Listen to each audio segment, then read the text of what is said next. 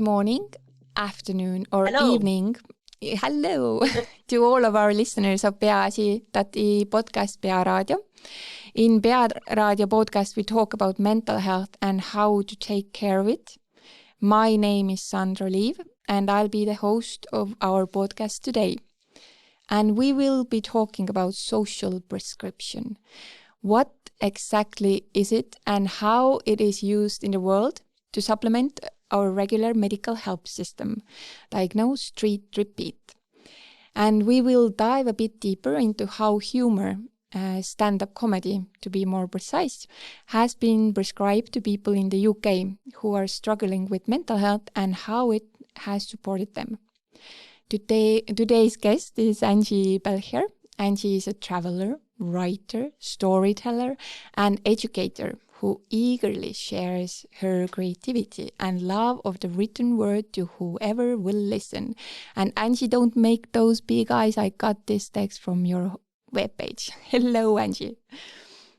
Hello. Angie, correct me if I'm wrong, but you started as a stand-up artist yourself as well, didn't you? So I've been a stand-up comedian for 18 years, yeah. These days, I'm more into the daytime uses of stand-up comedy. So it's very much about how we can use stand-up comedy to help our well-being and our mental health. I do perform a little bit. I've got a daytime comedy club called Aftermath that you can bring your baby to, and a project called Eldermath, which is daytime comedy for older people. Often that is in care homes and places where people with dementia might live. It's mostly teaching at the moment. But yeah, I've been a professional actor. I'm in an Amazon. I've got a lead role in an Amazon Prime movie at the moment, but it's a really rubbish film. Don't Google it. So acting, performing, and writing, are my things that get me excited. Last year, I wrote the Bristol Comedy History Walk, which was a theatrical walk around Bristol. I wrote an audio play called Walking with Toddlers, which is all about how much fun it is to go for a walk with a toddler or not, as the play finds out. Bits of writing, and I've got a background in poetry as well, and stand-up poetry. I kind of started as a poet and then went more down the stand-up route. But I do have a character act called Odious Vets, who's a rubbish male 17-year-old poet who's just not very good at it, and I love getting him out. So that's kind of a potted history of me. Wow, that's a lot. But how is it that you ended up in teaching it as a skill, not like on the stage all the time, or more like backstage, really? Well, I think it was kind of before. It goes back to before I was a stand-up. I worked in mental health. I worked with girls who self-harmed. I worked with young offenders through a brilliant company called Fairbridge. I was creative manager of a disability arts organisation called Art and Power. And also kind of, I think, into the mix there, the fact that I come from a working class area in the Midlands whereby access to the arts was not equal and certainly wasn't easy. And the only reasons why I got to see theatre for the first time when I was about 13 years old is because a theatre company came to my school, and I saw the Scottish play, and that kind of made me go, wow, I love Shakespeare. And so basically all these things together, I think, is an understanding that a lot of art forms, I don't know what it's like over there, but a lot of art forms here, you've got to have money to go to the theatre.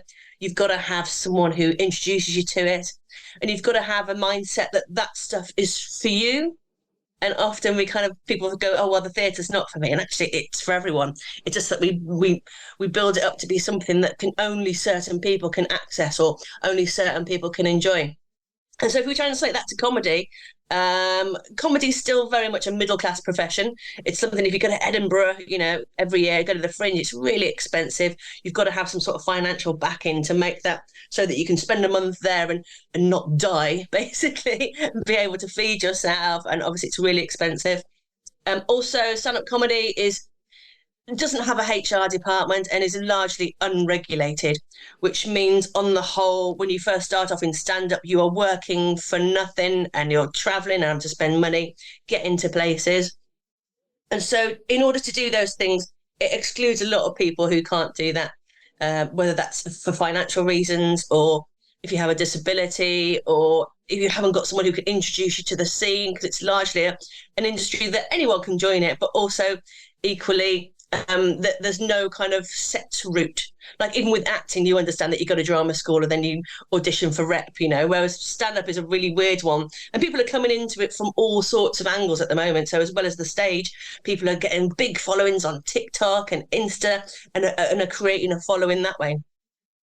So that's a very long-winded way of me kind of explaining that the fact that I looked at stand-up comedy during lockdown and thought to myself, what I've always wanted to do is teach comedy, but for the community, so for people can access it. Because for me, it's such an amazing art form, and I know the people who've gone through the process of becoming stand-up comedians talk about how cathartic it is, how transformational it is, all those kind of things. And I thought, wow, we've got arts therapy and we've got drama therapy, there's writing therapy.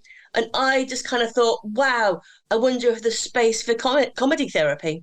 And that's kind of how I came to create Comedy on Referral. That's amazing. I hear a lot of like mission in your words. Like you want to give this opportunity to target groups who otherwise wouldn't, be able to go and see and hear theater in a wider perspective, and then stand-up comedy, of course, is much more accessible, as you said. Like I think in many ways, because when you go do theater, you dress up properly and you have to have this mindset as well. I'm gonna go to the theater, but then when you go to stand-up comedy, it's much more flexible or free. I think, like in mindset view, I think. But you ended up teaching stand-up and humor to men with suicide risk. And also you're teaching stand-up to mums, and you said elderly as well. How did you decide to deal with these exact target groups? They're not really easy as well. Well, basically in lockdown, I kind of applied for some money from the Arts Council to start and investigate whether this is possible.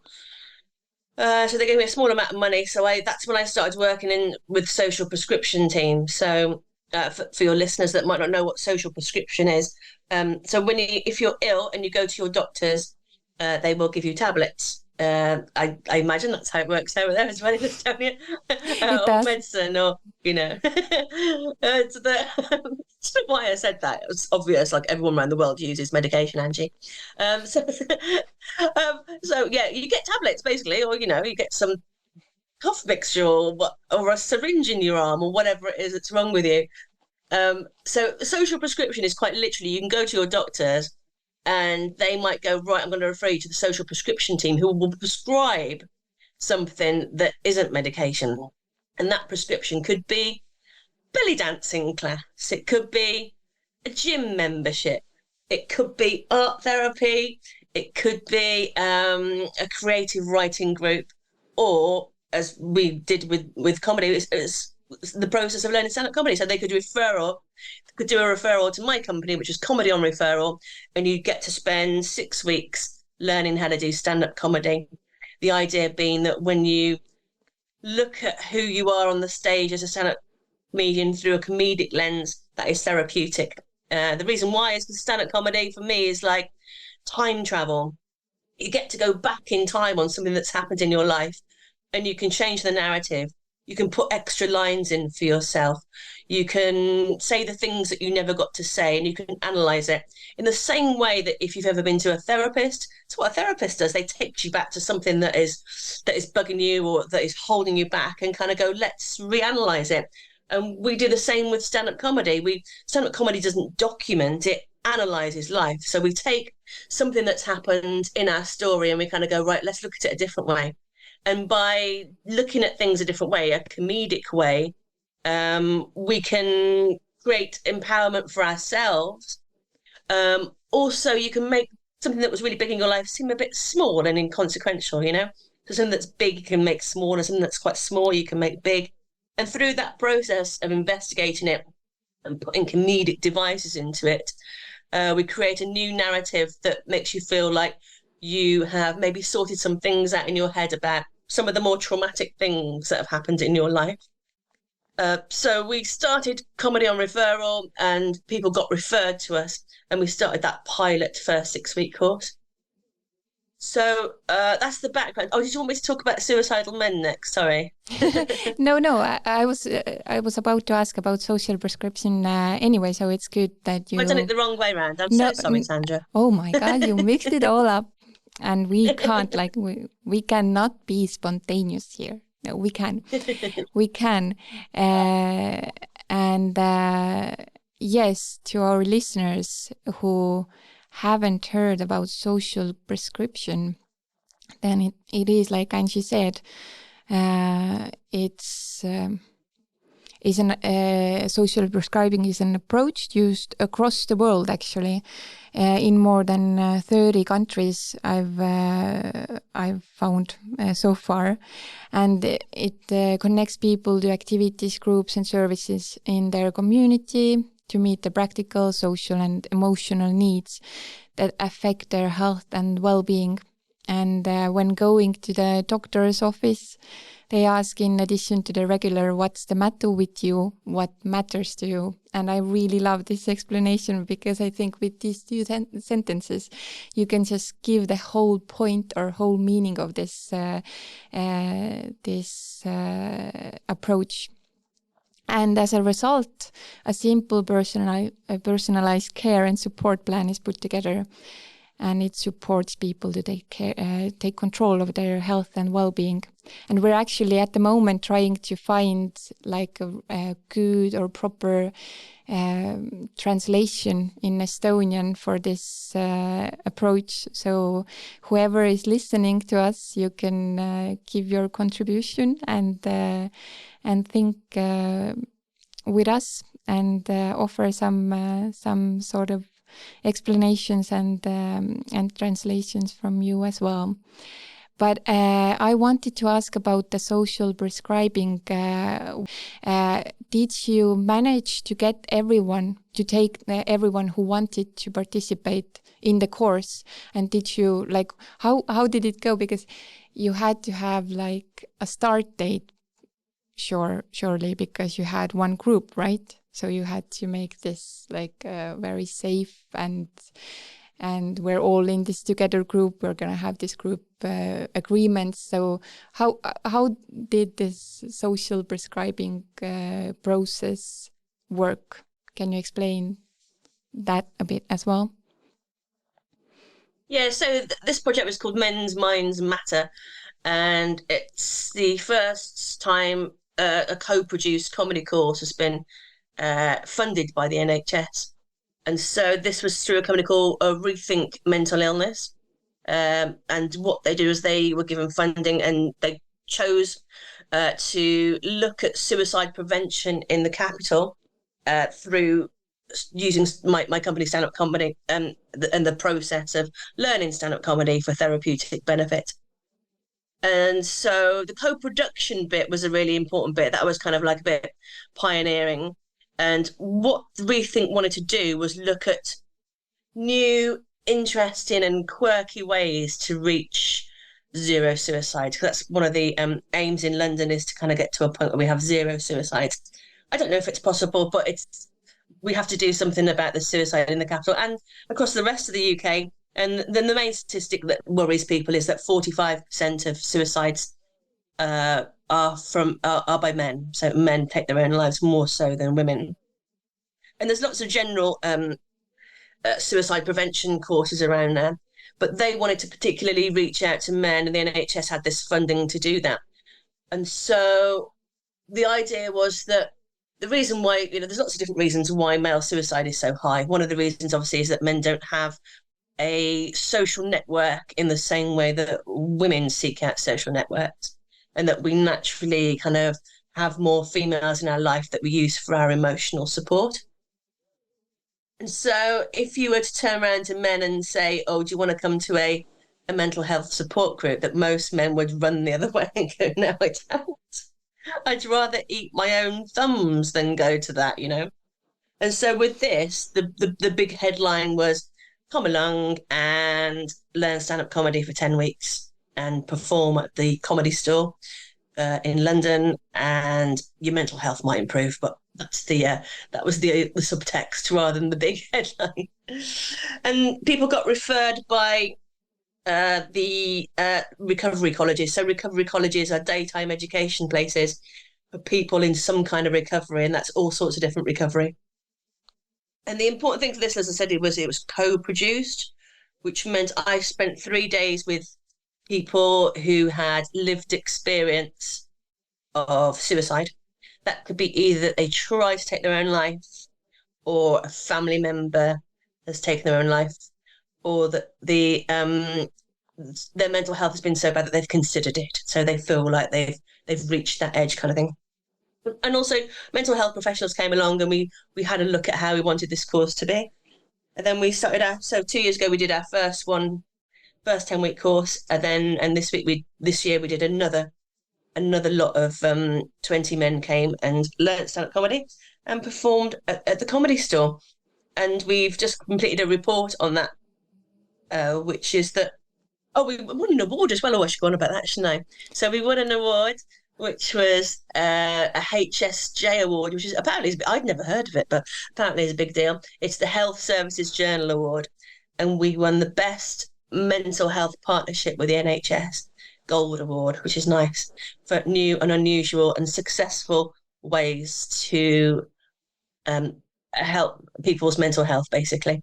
And so, yeah, the evaluation came out that men thought it was transformational, that it's made them have something in their life that they look forward to getting up for, that they've learnt so much. But the one that I love the most is they said that they found brotherhood, which was kind of the whole point, really. So yeah.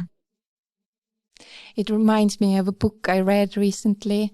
Humankind was the heading or title, and in the book they discussed how people overlive, come through all sorts of like hard experiences in life, like war and like pandemic as well. And it's not how much you get paid or how much things you have. It is the friendship and brotherhood, as you said. Like that's the most important thing in life.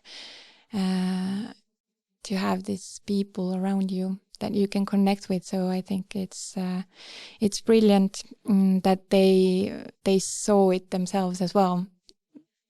Like, yeah, but now they're all like over communicating. Like I've got so many WhatsApps with them all going to yoga together and checking in with each other, and I'm like, oh God, just now they're like just talking all the time, and I'm like, we're gonna have to leave all these WhatsApps, I think, because they're like they're meeting up, they're going to the cafe together, they're going to see comedy together, they're sharing their writing ideas.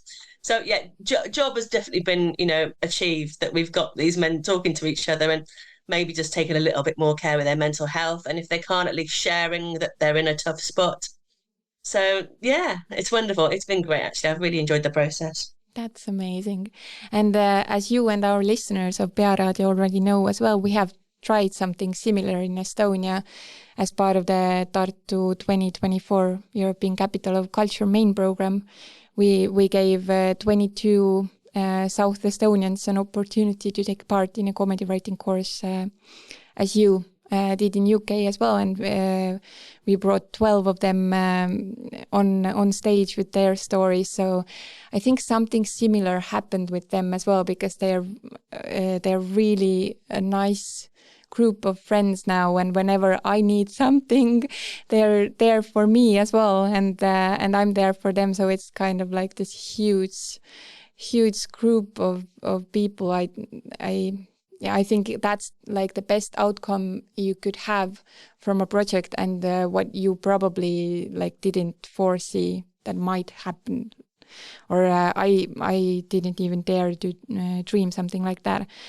But I wanted to ask about your comedy writing course, because when we did our course in Estonia, we built it up like we had this mental health part before they started writing the course to get this kind of group feeling and to get them openly share their stories with each other. Because when they came to the course, they were complete strangers, as were the men who came to your course, right? So how did you build the course up? How did you manage to get this kind of safe feeling in the group, so we're all together here and we can share our personal stories as well, or you didn't do that? Yeah, the beginnings of any course, for me, the most important thing is relationship building. So you have to get to a point whereby they trust you, basically. So at the start, we play lots of games, and I do exercises that involves them kind of gently kind of talking to each other. And then I rather sneakily get to the point where they're kind of doing stand up and they're doing improv and they haven't noticed, because the relationship building and the performance tasks then kind of become more amalgamated and fused to each other. So I kind of trick people into doing stand up, really, because you don't notice that you're doing it because you're so busy having fun and just chatting away about yourself and each other, that it kind of blends into one. And so it gets to the point whereby on about week 4, where I could ask these men to do anything and I feel like, look, do it. That makes me sound like such a weird control freak. But, it's all about not only my relationship with the men, but the men's relationship with each other, that they now feel like they're a unit. And when I sometimes work it for corporates, one of the things that comes out that always surprises me is they kind of go that my courses are a great team building exercise, which is really weird. When you think about stand-up comedy, it's a solitary activity. It's one person on a stage. And get the group of people who are going through that experience together then feel like they're a group, like they're a team, even though when they're on stage, they're on their own. That it creates, like I said, it's that brotherhood thing again, isn't it? We're all going through this really scary experience. We all know that, I don't know what it's like over there in Estonia, but in the UK, like public speaking is in the top 3 of 80% of people's phobias, their fears. And stand-up comedy is kind of another level, because you have to not only talk in public, but you also have to make it funny, obviously. And so I think that kind of fear of doing something so scary actually bonds the group together in a way that maybe other art forms can't. That it's kind of like, oh my God, we're all going to be jumping out of this plane together. And I think there is probably a similarity between stand-up comedy and free fall diving, yeah, that you get to a point where you've just got to go on and you've got to do it. And they're all feeling that way, and so they all feel like they're part of this family. Yeah, that's something we felt, I think, here as well, because when our carrots, I call them carrots, went on stage, and when they came off, like everyone hugged whoever came off the stage, because they knew how they felt like, and I knew all the jokes. Like we did, I think 12 or 13 shows, and I knew them by heart. And but you still like on the backstage, I'm like, oh my God, I hope she doesn't forget it. I hope it's gonna go well, and I hope the audience is gonna be very supportive, because in Estonia the audience is rather conservative and maybe a bit more quiet. I think in UK the audience is more like lively and seems a bit friendly. Yeah. And Sandra, was your course, was it men and women or just men? We had men and women. So I think we had Right. like on stage we have I think 4 men and 8 women. I might be wrong. Maybe it's 3 and 9. I think it's 4 and 8. Yeah. We had them together, and I think it works quite well. But in your case, it's interesting because they're all men, but then they have this. They still share a lot about their life in the WhatsApp group, right? Because that's something I would think if we would take 10 or 20 Estonian men, I think they'd be really quiet in WhatsApp. But because we have this mixed group, then women keep talking and then the men come as well. So it supports them. But was there something that was surprising for you in the process, or anything you weren't like expecting when you took this men's mind matter group? How well it would work. I mean, you kind of like, I know that people like enjoy stand-up comedy, but it's always that thing about, can it actually change people's well-being and their mental health? And we did a big report on it, a big 22-page report, which kind of had qualitative and quantitative evaluation techniques. And it still kind of surprised me how amazing it was, really. Like, like one of the quotes somebody said was, I used to pick up drugs and now I pick up comedy. The idea that because a lot of them, their suicidal tendencies, should we say, came from addiction issues. We had grief in there, addiction, all that kind of stuff. We had domestic violence in there as well. So people whose partners, their wives, were beating them up and all that kind of stuff. So I suppose what surprised me is just how powerful it is, because I think almost kind of I'm in it already. So I know that stand-up comedy is great. I love stand-up comedy. I already know it's brilliant. I always know by the process of writing myself how I've kind of really changed my mental health by taking my stuff to the stage. So just the fact that these men just were saying that they felt better. You know what I mean? It's that simple, really. It's like about the matter thing. They said they felt better. The whole point of it was to feel better. But all these little things like brotherhood and feeling transformational, and it kind of like really helping your addiction recovery as well. And we had a real diverse bunch as well in terms of different heritages, different backgrounds, different colours of men, and so different sexualities, different classes. It was a real mixture as well. So there's within that group, there's all sorts of things that could have been like, oh gosh, there might be a clash here, or what if they don't get on, and yet they all kind of, everyone had a great time together and really enjoyed helping each other out on their journey, because we act as everyone's writer's room. So it's not just about me telling them how to do stand-up comedy, but you've got these other men in the group who are your writer's room, who will help you to create the best stand-up comedy, because I'm just one opinion. So it's really useful sometimes to kind of go, what do you think about that joke? Do you think that would work? Do you think it's offensive? Do you think it will get a laugh? Do you think we can improve it? And so, and through that, they kind of made their bonds even stronger, that they also kind of, in a way, they all kind of co-wrote each other's stuff, because we help each other out with jokes and toppers, and we kind of go, right, this would work here. So yeah, that I suppose, yeah, just the fact that it worked is great. You know what I mean? Because I always kind of go out in there thinking, we'll just create stand up and hopefully, people will kind of feel better. But the more and more I do this course, I'm currently doing a course in Exeter with men.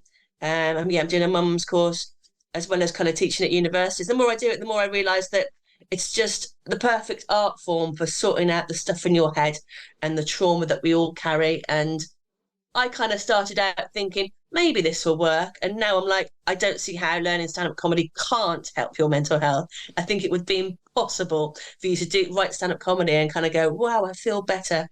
And also, it's just the buzz that you get on stage and the confidence, and also to be able to say that you did that. You know what I mean? It's such a big thing. Oh my God, I want, not even at like a little tiny stage somewhere, but at the Comedy Store. Do you know what I mean? It's like the mecca for stand-up comedy in the UK, and that's where they're doing their first ever show. So afterwards, the buzz is just brilliant, and it was great to watch and be part of it.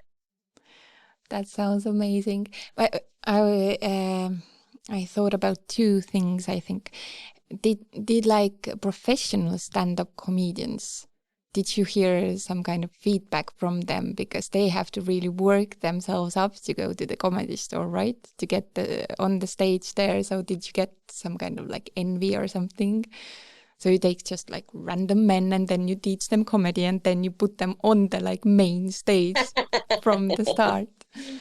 I've not had anything negative back yet. No, in fact, we invited a couple of famous comedians to come and be our celebrity guests as well towards the end of the course. People like Robin Ince came and helped the men to, did a little bit of free coaching for them, which was amazing. You know what I mean? Because he was really interested in, Robin's really interested in mental health and comedy, as a lot of comedians are. I think it's kind of a natural kind of attraction for us. And so, yeah, a lot of them kind of went, wow, yeah, you're doing the Comedy Store as your first gig. That's quite amazing and brave. And I kept it on the down low because a lot of them might not have realised how much of a big deal it is to perform your first stand-up at the Comedy Store. So I just kind of kept on with them about the fact that, and the other thing I do a lot, which people tell me is quite interesting, is I always say, you don't have to get up. You don't have to go on stage. You don't have to do it. And apparently, the more I say this, the more they want to do it. It's like, I've got to prove Angie wrong. I'm going to get on that stage kind of thing. Yeah. Yeah, I think when they already say yes at first, then they might feel scared in between, but they're still gonna do it, right? But how was it for you as well? Because it's quite a scary like target group. I would like me myself personally. I'd be like scared to use wrong words or to offend someone or to cross some borders I don't know that are existing here. I know you made this like because it was co-produced, so you helped yourself with that as well. But was there something else you did for yourself as well to, sleep well during the night? I always say to people on courses to kind of find your edge with your comedy. And I always go into comedy courses saying, don't worry about offending people. That's the first thing at the start. At the start, don't worry about offending people. I will keep you safe. I will let you know if you produce something that's going to get you bottled or beaten up when you come off stage. And again, we all act as that writer's room because I'm only one person. I can give my opinion, but I've only got so much. My background is my background. It's great to hear other people's background in the same way that you can do a joke in one comedy club and it works brilliantly, and then go to a different bit of the country with a completely different demographic and it won't work, it will work, it's not as good. Do you know what I mean? So it's all about kind of keeping each other safe. And so at the start, I'm like, find your edge, and we will trust in the group that we know you're just trying to find a funny rather than be offensive. And then if I think it's not going to work, either A, it won't work as it won't get a laugh, or B, it will, you're going to really upset your audience by saying that. We'll find a way as a group to improve it and get it better. But we don't kind of go, oh my God, you said that joke, that's terrible, you shouldn't say that about those people or whatever. We don't do that. We kind of go, that doesn't work. We bring it back to the funnies. Or I think people are going to be so offended by that statement that they won't laugh. Let's work on it to get it to a point whereby you're using comedy in an empowering way, which is a big thing for me. For me, comedy is about making people feel good. And also that, to get the biggest laughs as well, because at the end of the day, this is stand-up comedy. It's all about getting those laughs. True. And I think it's something you mentioned before as well, like you can't see how it could harm people to do stand-up comedy. Like it's supportive to go on the stage and to overcome your fears, to be on the stage and share your story. And I think it's something that we were afraid as well when we wrote the project in Estonia. We were thinking, oh my God, we're going to do this mental health stand-up and it's a stigmatized topic in Estonia and you know it like everywhere in the world, and you can't really like put these things together, like humor and mental health is a very thin line you have to walk on. But then I think I agree with you. When you go on the stage and you share your own jokes, you share your story, then you can't harm anyone else. Like if I make fun over my past experience, then it's fine, and we can share this like topic and look at it through humor, and it's really supportive and helpful, I think. So I think stand-up comedy is a really good way to address some difficult topics and to get those rather hard target groups as well, maybe who are not open to it.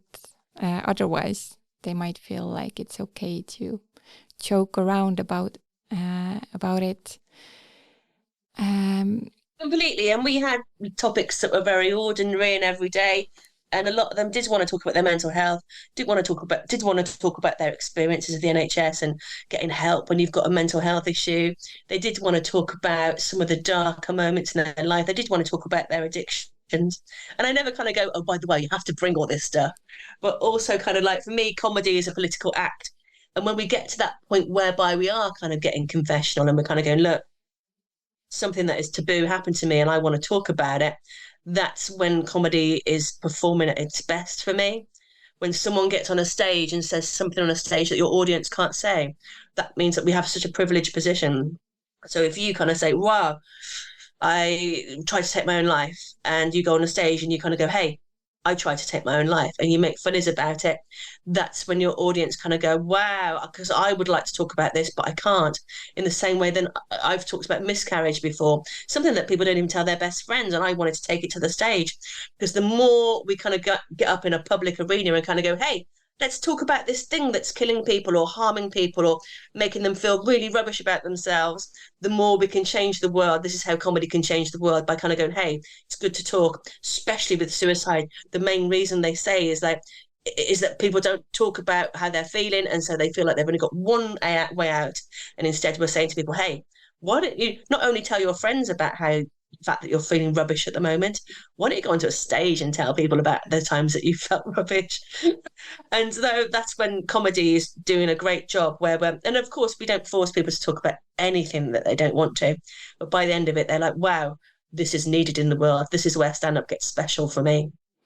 Yeah, I think I feel the same way about our carrots in Estonia as well, that it's enabled to bring some of the very hard topics on stage, and it's so brave to share those stories. And as you didn't force, we didn't either. We just said like, right, 5 minutes, something. And some like our some sets don't talk about mental health, and then the person does something in the end that connects it to his or her story, and that's really powerful for me as well. Sometimes you don't have to say so much, but then you do something in the end, and it really like brings it all together.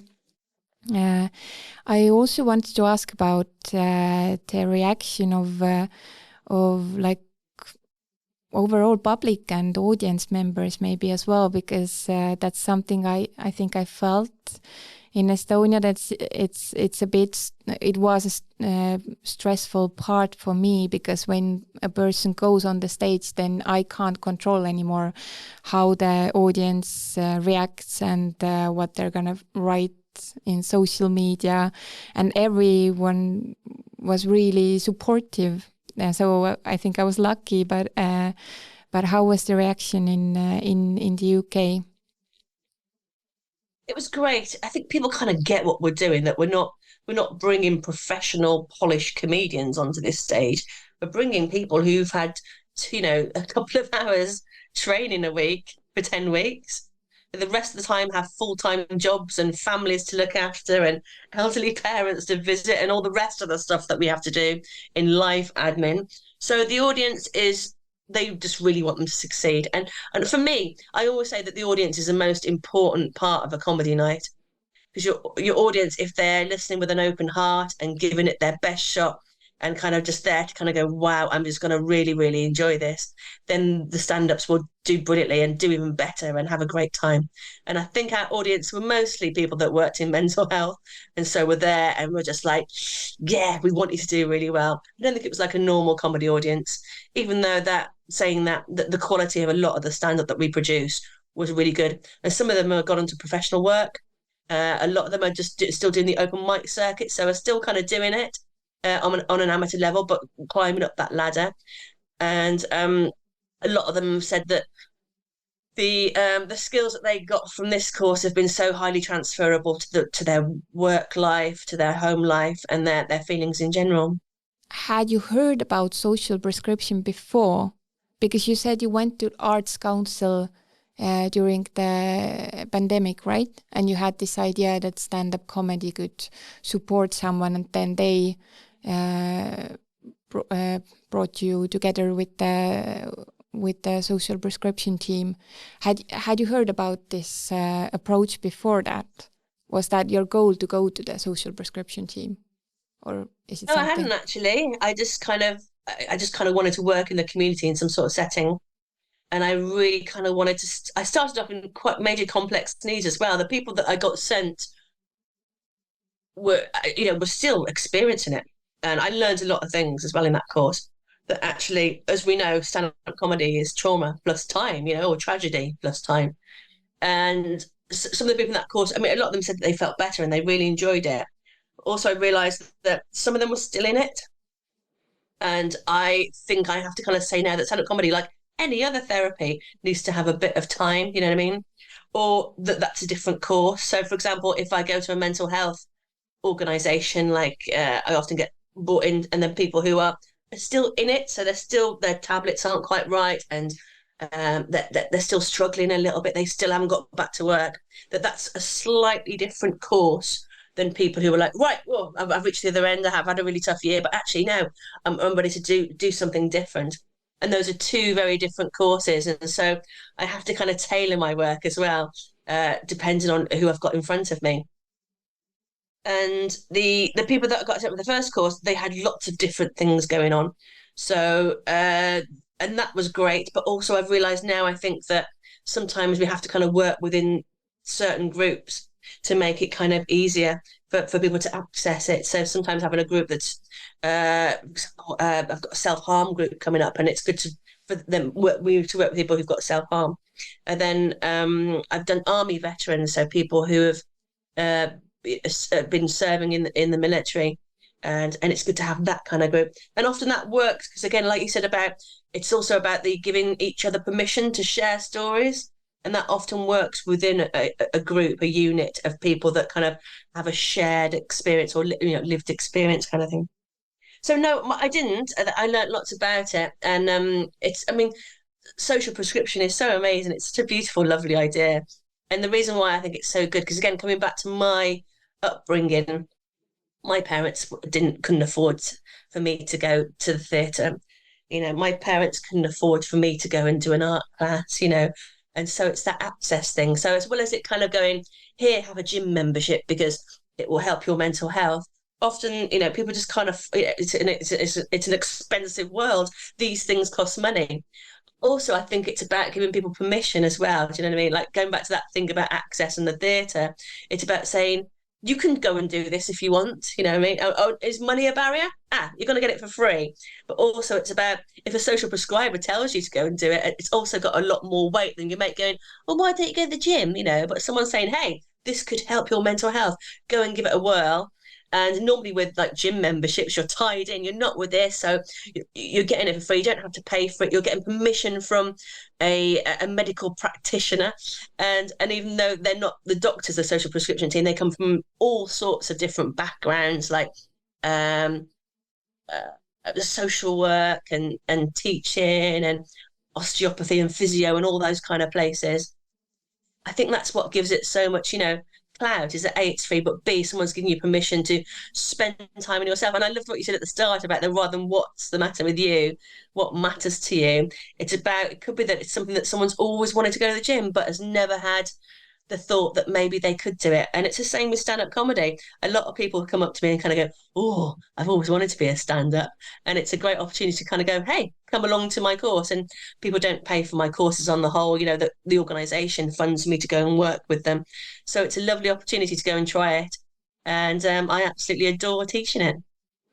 Yeah, and I think it's good that you said that you need, like, it gives you permission, and I think it gives you a different kind of goal as well. Maybe, I mean, like with movement and going to the gym, and with writing as well, like writing comedy. I personally have felt like previously as well, like it doesn't motivate me to go, running or to the gym or write something to have this goal, like I want to be really in muscles, or I want to be very, very fit, or I want to be the best, like poetess or stand-up comedian in Estonia. But when I know that it really supports my mental health, that's what motivates me to do it. So I think some people need that permission, and if you have this from someone who's a specialist saying that, really, like if you go and write jokes that can really support you with your struggles, and it can give you the necessary support and strength and perspective on some things as well. So I think that's what I love the most about social prescription as well. I also wanted to doing something just because you want to enjoy the process, because often we're like, oh, we need to get somewhere, we have to have a degree, then we have to do a master's, then we have to do a PhD, then you have to get a job. There's something to be said for doing something just for the fun of doing it. I agree. Yeah, exactly. And going to the nature for walks, like just because it makes me, like, noticing that it really makes me feel good and acknowledging that, right? Because we have this mental health vitamins approach that we brought to life in Estonia with Peaasi, and that's like the 5 fields in life you should keep in mind every day when you want to keep your mental health in balance. So it's sleep and rest, positive emotions, movement, balanced nutrition, and good relationships. So that's all basically social prescription activities as well, I think. I wanted to ask about the impact measurement as well, because you mentioned that you had a really like a proper book, I think, with the impact measurement. How did you do it? Like, did you have qualitative interviews? What else did you do to see the impact of the comedy writing? Yeah, because this was funded by the NHS, we had to have a lot of evaluation. And so the quantitative stuff was a Warwick Edinburgh form. I don't know whether have you heard of the Warwick Edinburgh before, Sandra? No. So this is kind of where some statements that you answer right at the start of the course, and then you do again at the end. The idea being that there should be some distance travelled and stuff. And the other thing we did was a lot of interviews, and we also did a lot of video diaries as well. So the men kept video diaries to kind of share with Rethink, who were our partner organisation, how it was going and what they were feeling as they went through it. And so, and the evaluation report has to, again, just some lovely quotes in there, really, and kind of showing that basically, yeah, the process of learning stand-up comedy can help your mental health. That how we know if that affects the suicide rate, we won't know yet. And the problem with the suicide stuff is that often people who take their own life afterwards, people kind of go, oh, well, I didn't know, or what was going on, and we don't know what goes on in people's heads a lot of the time. But that this work and arts-based therapy in general is a great way to improve men's mental health, basically, just because it's kind of like, it's almost like, mental health resilience hiding behind stand-up comedy, and it just seems to help. And also in the evaluation report, some really simple things that I put in there, like one of the other reasons why it worked is when we do therapy circles, it literally sometimes is rows of chairs in a circle facing inwards, which a lot of people, not just men, but a lot of people kind of really struggle with. You're there, you're feeling exposed, you're looking into everyone else's faces, and that's a bit weird, yeah? So at the comedy store, it's because they sat where the audience would normally sit at a comedy store gig. They're facing forward. So it's a little bit less intimidating and scary, because you can, if you want, turn to the side and just chat to your mate that's next to you. But actually, you're not having to have that intense period of just staring at someone else in a circle, which sometimes is just too much for people, especially if you're having some sort of psychological, you're coming out of a psychological breakdown, or you're paranoid. Some of the men on there had paranoid delusions, that they were coming out of it, but they had a background in that, and so it can be quite triggering. So just like the little simplest things, like the fact that you didn't have to sit facing each other. And like I say, by the end, they were all chatting and going out and facing each other easily. But at the start, those little tiny things sometimes, and I get a bit obsessed with what I call audience dynamics, which you can translate into group dynamics as well, as to how you set the room up, how you make sure the snacks. A weird evaluation thing I found was the snacks that men don't like biscuits, they like crisps. again, this is a massive sweeping stereotype, but I kind of every week I was like, why haven't you eaten the biscuits? And they're like, men don't eat biscuits. We eat crisps. So then, and I found out their favourite crisp was a mini cheddar, which technically is still a biscuit, isn't it? So I think they're just like messing with my head. But it's kind of, yeah, rather than sweet things, I like salty things, which I like as well, actually. But little tiny things like that, that often groups, I think, are tailored towards what girls want, when the girls only things, that is. Um, and so just kind of finding out how blokes like groups to like be set up for them. And another question that I want to look at actually, which is you haven't asked yet, probably because you're so sweet and lovely, but some of the flack I've had off people has been like, well, what about girls groups? Why don't we do girls groups? Oh, And I yeah. find that the fact that yeah, and I do a lot of girls groups. Don't get me wrong, I do loads of them. I'm doing one at the moment on Tuesdays. We've got a 7 week course, and it's for girls only. But I see the unnaturally high prevalence of men in suicide rates is a for me a direct result of the patriarchy. It's because the patriarchy says don't talk. Even my 6-year-old son the other day fell over, and a bloke going past us went, "Oh, you're nice and brave. You didn't cry." And I'm like, actually, it's okay if he does want to cry. It's like normally when you hurt yourself, you do it. Oh, I have a cry when I've hurt myself. I don't go, oh, mustn't cry. You know what I mean? While you're bleeding and trying to get a plaster on, it's good to have a cry. And I think the patriarchy creates one of the symptoms of the patriarchy saying you should go to work and you should earn money for your family and you should be solid and not cry is the reason why men kind of go, can I tell my best friend that I'm feeling really depressed? Can I tell my boss that I'm having delusions or really struggling with some thoughts in my head? Can I tell my wife that I can't see a way out of my life, and taking my own life is the only way to do that? It's part of the patriarchy. So for me, working with men on their mental health for me is a feminist action, and I'm there to help them. And also, they've said sometimes that it kind of helps having a men only group, but they really enjoyed having a female instructor. So I'm just going to carry on doing my thing.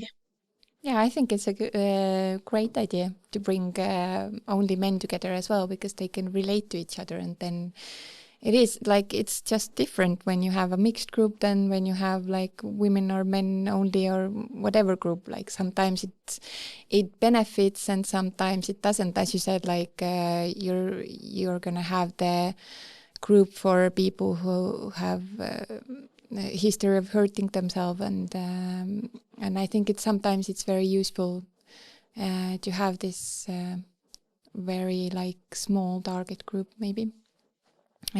So they can understand the experience and support each other. And it is weird because I have 2 boys at home as well, so I get it. Like it comes from somewhere, but I don't know where. Like at some point they stop crying when they hurt themselves, and it is, I think, like random comments from whoever, like on street, at nursery or school or whatever, and it's not very helpful. So I think we should stop it and overcome it. And it's really like we all have emotion, and it's okay to cry. It's not something you should be ashamed of. I think you should be proud of if you can cry, because I know a lot of people who can't cry, like who have been for years, like I cannot cry, and it's bugging me. So it's I think it's good to maybe even stress it out. Like it's very necessary to know how to cry. I think we are ready to summarize our journey around social prescription.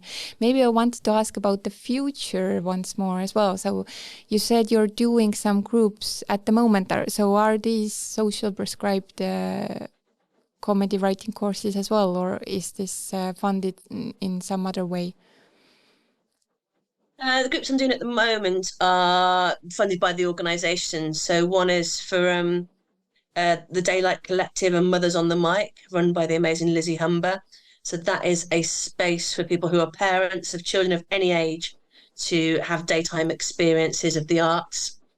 So working with them. I'm working with a company called All Right Mate, which again is a suicide prevention men's mental health charity or CIC, I think maybe, in Exeter, who do again arts-based interventions for men to experience new things and hopefully improve their mental health. I'm doing some stuff for the NHS coming up. Working with older people, working with carers, working with veterans, and as well, I'm still kind of in the university circuit, so I teach at lots of drama schools and universities of people doing. I've got film degree students coming up who want help pitching their new scripts. So I'll work with anyone basically, Sandra. I'm not fussy, and that's what I really like about all the different things. Or it's the spice of life, isn't it? Variety, and I love seeing how stand-up comedy can help all sorts of different peoples from all sorts of different demographics. Yeah, I agree with you, and I think I really love this social prescription approach and idea, and I really hope that we can nudge it in Estonia as well to start it somehow. We've forgotten about the really big project that we're doing in October together, Sandra. Oh yes, that's what I wanted to arrive to. Because I really love that you're coming here to Estonia on 10th of October, Yay. actually. And I think with our shows we had during the spring, which were called Mental Health is like a carrot, vaimne tervis on nagu porgand in Estonian. And I think we really showed people that it doesn't matter if you're, younger or older, wherever you live, whatever occupation you have, either you're a male or female, we all have this shared experience of being human, and mental health is just part of that experience. So mental health is something we have in common. It's not something that brings like people apart. It brings us together, the struggles as well. And I think now when you're coming with 7 men from UK with the show Healing by Feeling Funny, and we're going to have 2 shows actually in Vilda and Vina in Tartu, so it's one at 6 o'clock and one at 8 o'clock. I think with these shows we're going to show it doesn't matter where you live in the world as well.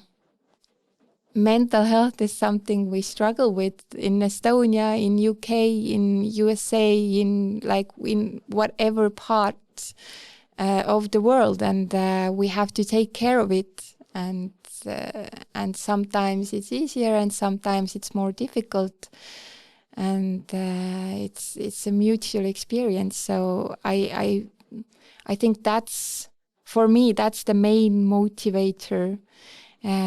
To organize this show as well, to show that it really doesn't matter where you live in the world. It's not something like some people experience in some places. It's something, something we share as humans on this earth. So I hope to everyone who's listening that you are able to come to the shows, because they're only going to be in Tartu on 10th of October 2024. It's going to be a special, lovely and very friendly and humorous night. And the UK stand-up show about mental health, Healing by Feeling Funny, is part of the project Stand Up for Your Mind, which is led by Peaasi.ee and Kinoteater, and the project is part of the European Capital of Culture Tartu 2024 main program. So thank you all for listening in, and if you listened and social prescribing is something you're interested in, then let me know. It would be lovely to have a chat about it, and see you at the show. Healing by Feeling Funny. Thank you, Angie. You're welcome.